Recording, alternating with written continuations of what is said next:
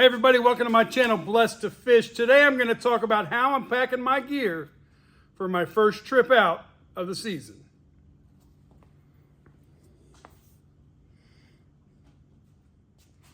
So we're here towards the end of January. We're up in Virginia, and tomorrow we have a weather day that's going to be 72 degrees. So that means I got to get out on my kayak. I haven't fished since October, maybe the end of September, 1st of October. And it's time to get back on the water. But as I'm going through my kayak this year, I have tons of boxes of tackle, and I take all of it out with me, and I hardly ever use any of it. So I got these track pack boxes that I put on an earlier video, and I'll show them here shortly, of how I'm gonna set up my gear for when I'm on my Old Town AutoPilot 120. It'll be a little different when I go on my Bonafide, because I use that for my river kayak, and my setup's going to have to be a little different. But for my lake kayak, my AutoPilot 120, this is how I'm going to set it up. Let me show you how I set my boxes up. So I got 4 of these track boxes by Yak Attack, and they're perfect.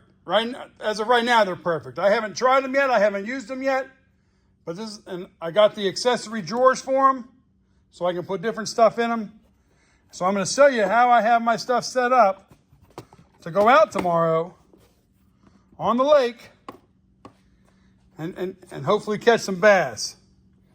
So I have about everything I'm going to try and use or possibly want to use while I'm out there. I'm a big soft plastic guy. I love my soft plastics. I love spinner baits. I have some chatter baits and some jigs. Those are my go-to. I don't throw a lot of crankbaits, but I'm trying to figure out how to learn how to do it and catch some fish on it. I started throwing some swim baits last year. I had a little luck, but we're going to try and keep that going. And I hardly ever throw jerk baits, but everybody tells me jerk baits is something I should use in the winter months, so we're going to try it. And then I have my box of soft plastics. Now I'm also taking a backup of soft plastics. I have a couple backup boxes in my black pack box right there. I have a couple more boxes of extra gear just in case something happens. And let's say I drop one of these in the water. They don't float, so I'll lose that tackle. So we're going to try and figure out how to set up some security things for them. Throw some lanyards on them maybe, just in case. So let me show you how I'm going to set them up on the boat or on the kayak. All right, here's how I'm going to kind of have them set up on the boat or the kayak. I got one up here. This is going to be where the crankbaits are and the jerk baits, the swim baits.